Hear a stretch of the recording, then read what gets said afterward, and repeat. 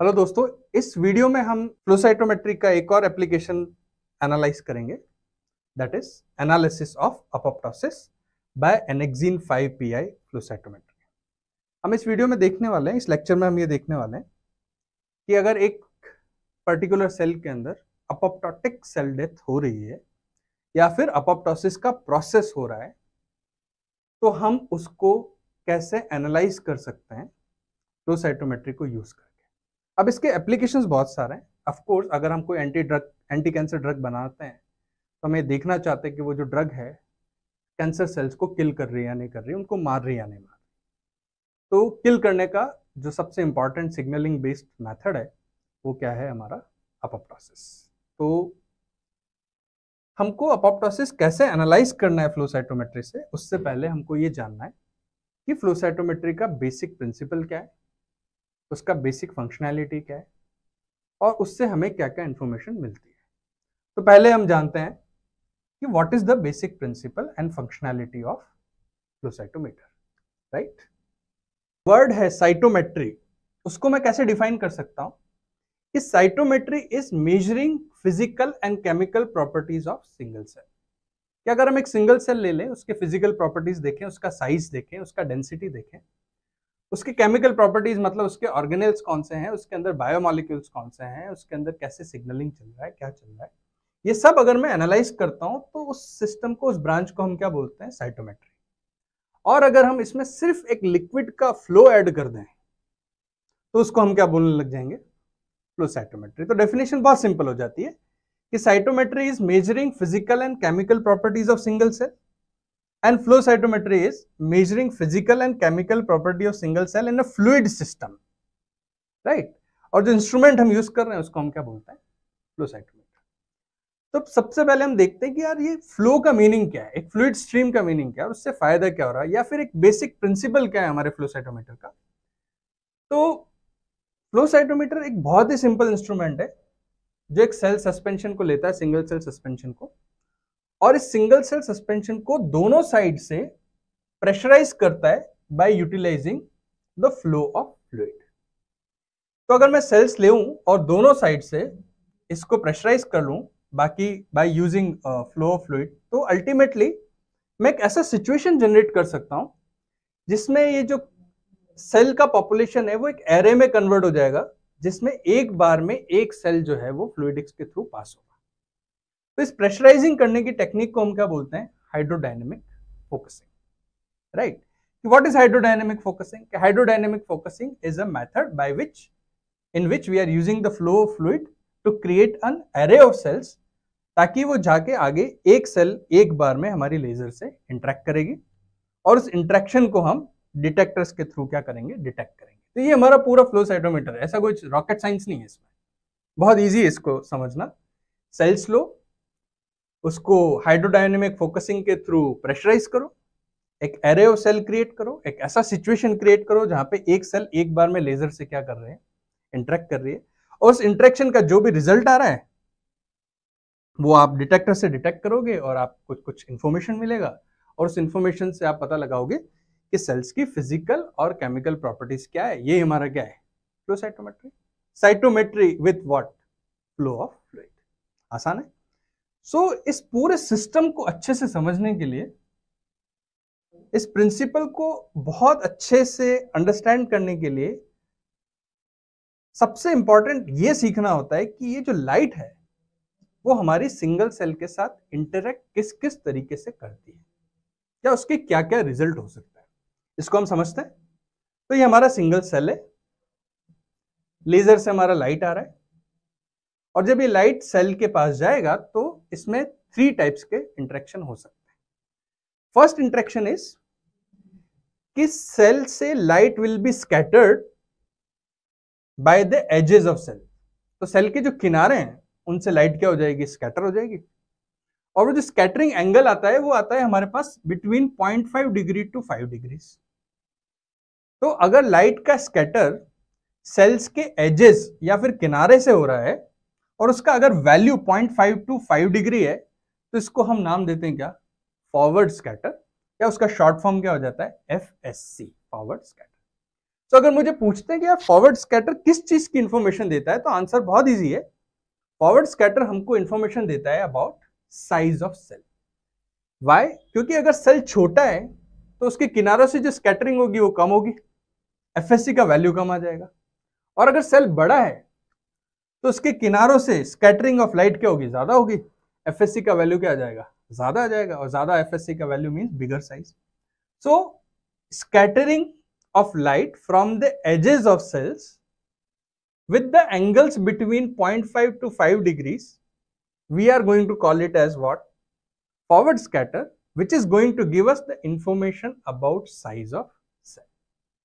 अब दूसरा टाइप का इंटरेक्शन कि कुछ लाइट सेल के अंदर घुस जाएगी और अंदर जाने के बाद में लाइट इंटरेक्ट करेगी किसके साथ, बायोमॉलिक्यूल्स के साथ, डिफरेंट टाइप के ग्रैन्यूल्स के साथ, सेल के ऑर्गेनेल्स के साथ। और वो जो स्कैटरिंग है लाइट की, उसका एंगल आता है बिटवीन 15 डिग्री टू 150 डिग्री। और इस स्कैटरिंग को हम बोलते हैं साइड स्कैटर और एसएससी। ये किस चीज की इंफॉर्मेशन दे रहा है, बहुत आसान है, information about internal granularity of cell. कि सेल की ग्रैन्युलैरिटी कितनी है, अगर ज्यादा ग्रैन्यूल्स हैं तो साइड स्कैटर का वैल्यू ज्यादा आ जाएगा एसएससी का, कम ग्रैन्यूल्स हैं तो एसएससी का वैल्यू कम आ जाएगा। तो अगर edges angle is between 0.5 to 5, forward scatter, information size of cell. Scattering from inside, angle between 15 to 150, side scatter, information is about what, granularity of cell. तीसरा केस ये हो सकता है कि आपके सेल में या तो कोई फ्लोरोसेंट प्रोटीन हो जैसे जीएफपी या रेड फ्लोरोसेंट प्रोटीन, या फिर आपने अपनी सेल को किसी फ्लोरोसेंट डाई के साथ स्टेन किया है जैसे propidium iodide, SYBR green, Sytox blue, या फिर आपने फ्लोरोसेंटली लेबल्ड एंटीबॉडीज को यूज किया है to detect the proteins present on that cell. तो फ्लोरोसेंस होगा तीनों ही केस में, या तो इनहेरेंटली कोई प्रोटीन हो, या कोई फ्लोरोसेंट डाई आपने डाला है, या फिर आपने कोई फ्लोरोसेंटली टैग्ड एंटीबॉडी यूज किया है। तो ये फ्लोरोसेंट मॉलिक्यूल्स क्या करेंगे, लाइट एब्जॉर्ब करेंगे, एमिट करेंगे पर्टिकुलर वेवलेंथ पे, और वो भी हमें डिटेक्ट होगा। सो मैं एक सेल के बारे में 3 टाइप के इंफॉर्मेशन निकाल सकता हूं फ्लो साइटोमीटर से। उसका साइज क्या है, फॉरवर्ड स्कैटर, उसका ग्रैन्युलैरिटी क्या है, साइड स्कैटर, और उसमें कोई फ्लोरोसेंट मॉलिक्यूल प्रेजेंट है, और अगर प्रेजेंट है तो कितना है, वो मुझे किससे पता चल जाएगा, फ्लोरोसेंट से। तो बहुत सिंपल बेसिक प्रिंसिपल है फ्लो साइटोमीटर का। सेल्स लेना है, दोनों साइड से स्क्वीज करना है हाइड्रोडायनेमिक फोकसिंग के थ्रू, एक सेल एक बार में आएगा, लाइट के सामने आएगा, 3 टाइप की इंफॉर्मेशन मिल जाएगी, FSc size, SSC granularity and fluorescence. तो दोस्तों हमें अब आइडिया हो गया है कि एक फ्लो साइटोमीटर किस तरीके से काम करता है। तो हम स्टार्ट कर सकते हैं, हम सीख सकते हैं कि अपोप्टोसिस को हम कैसे एनालाइज करें यूजिंग फ्लो साइटोमेट्री। सो टेक्निकलिटीज में जाने से पहले लेट्स सी कि एक अपोप्टोसिस का बेसिक प्रोसेस क्या होता है। सो हेल्दी सेल्स में माइल्ड कन्वोल्यूशन स्टार्ट हो जाते हैं, सेल्स में ब्लॉब्स बनने लग जाते हैं, सेल के मेम्ब्रेन जो है वो एक इरेगुलर शेप बनाने लग जाती है, क्रोमेटिन फाइबर्स, क्रोमेटिन जो है वो कॉम्पैक्ट होने लग जाता है, और साइटोप्लाज्म धीरे धीरे कंडेंस होने लग जाता है। फिर थोड़ा हायर स्टेज में अगर हम अपोप्टोसिस के जाएं तो जो न्यूक्लियर मेम्ब्रेन है वो पूरा ब्रेक हो जाता है, न्यूक्लियस जो है वो फ्रेगमेंटेड हो जाता है, और सेल्स भी एक छोटे छोटे फ्रेगमेंट बनाने लग जाते हैं जिसको हम बोलते हैं अपोप्टोटिक बॉडीज, और इस पूरे प्रोसेस को बोलते हैं हम ब्लैबिंग। और फाइनली जब एक पर्टिकुलर सेल छोटे छोटे बहुत सारे अपोप्टोटिक बॉडीज में कन्वर्ट हो जाता है तो आसपास के जो मैक्रोफेजेस होते हैं, आसपास के जो फेगोसाइट्स होते हैं वो आते हैं और फेगोसाइटोसिस का प्रोसेस करते हैं और उन सारी एपोप्टोटिक बॉडीज को उस एनवायरनमेंट से क्लियर कर देते हैं। अब इस पूरे प्रोसेस में बहुत सारे प्रोटीन होते हैं, बहुत सारे सिग्नलिंग पाथवेज होते हैं, बहुत सारे मैसेंजर्स होते हैं, बहुत सारे ट्रांसक्रिप्शन फैक्टर्स होते हैं, बट अभी हमारा टारगेट उनको एनालाइज करना नहीं। अभी हमारा टारगेट है अपोप्टोसिस के सिम्टम्स को एनालाइज करना, कि अपोप्टोसिस के ऐसे कौन से सिम्टम्स है जिनका फायदा उठा के हम फ्लो साइटोमेट्री से ये पता लगा सकते हैं कि इस पर्टिकुलर सेल में अपोप्टोसिस हो रहा है या नहीं हो रहा है। तो जो पहला सबसे इंपॉर्टेंट सिम्टम है कि अगर मैं एक नॉर्मल सेल की मेम्ब्रेन को स्टडी करूं तो उस मेम्ब्रेन के जो फॉस्फेटाइडिल सेरीन मॉलिक्यूल्स होते हैं वो मेम्ब्रेन के इनर लीफलेट में होते हैं for a healthy cell. But अगर उस सेल के अंदर अपोप्टोसिस होना स्टार्ट हो गया तो ये जो फॉस्फेटाइडिल सेरीन है वो फ्लिप होके मेम्ब्रेन के आउटर लीफलेट में चला जाता है और बाहर एनवायरनमेंट के अंदर एक्सपोज हो जाता है। सो पहला सिम्टम है flipping of phosphatidyl serine from inner leaflet of membrane towards outer leaflet of the membrane. Finally जब अपोप्टोसिस खत्म होने लगता है तो मेम्ब्रेन क्या हो जाती है, परमेबलाइज हो जाती है और उसके अंदर बाहर के मॉलिक्यूल्स अंदर एंटर कर सकते हैं। तो पहला सिम्टम है फ्लिपिंग ऑफ फॉस्फेटाइडिल सेरीन और जो दूसरा सिम्टम है वो है इंक्रीज इन मेम्ब्रेन परमेबिलिटी। अब इन दोनों सिम्टम का हम एडवांटेज इस तरीके से उठा सकते हैं कि हमारे पास दो ऐसे रिएजेंट्स और दो ऐसे मॉलिक्यूल है जो इस सिचुएशन में परफेक्टली फिट बैठते हैं। पहला जो मॉलिक्यूल है वो एक प्रोटीन है एनेक्सिन 5। उसका स्पेशलिटी क्या है कि the annexin 5 protein can bind to what, phosphatidyl serine. और जो दूसरा मॉलिक्यूल, जो दूसरा हमारा रिएजेंट है, that is a fluorescent dye, DNA binding dye propidium iodide. इसकी क्या स्पेशलिटी है कि in permeable cells it can go inside the cell and can bind to what, DNA.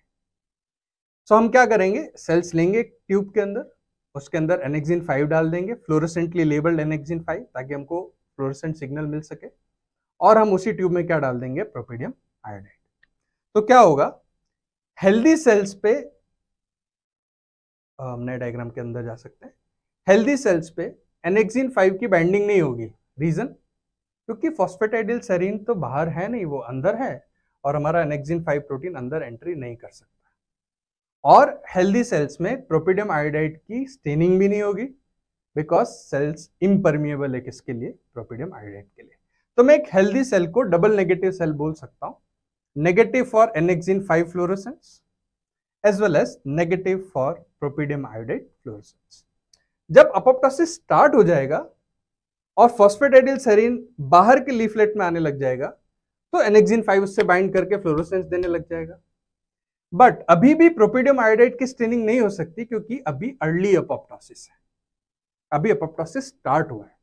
और जब अपोप्टोसिस स्टार्ट हुआ है तो एनेक्सिन 5 अंदर नहीं जा सकता और प्रोपिडियम आयोडाइड अंदर नहीं जा सकता, और नहीं जा सकता है तो ये जो सेल्स है they will be positive for annexin 5 but they will be negative for propidium iodide।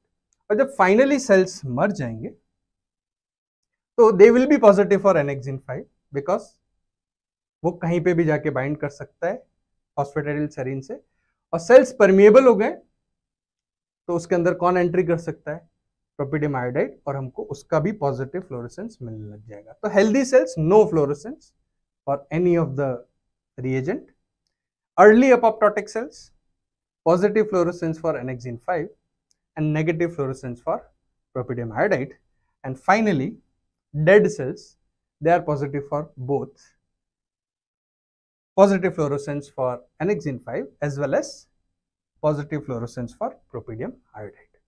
तो हम जब फ्लो साइटोमेट्री में इसको देखते हैं तो हमें इस टाइप का ग्राफ मिलता है, जहां पे एक्स एक्सिस पे एनेक्सिन 5 की फ्लोरोसेंस इंटेंसिटी है एंड 5 वाई एक्सिस पे हमारे पास प्रोपिडियम आयोडाइड की इंटेंसिटी। अगर मैं इस क्वाड्रेंट में देखूं लोअर लेफ्ट में, तो ये जो सेल्स है वो नेगेटिव है एनेक्सिन 5 के लिए और नेगेटिव है प्रोपिडियम आयोडाइड के लिए।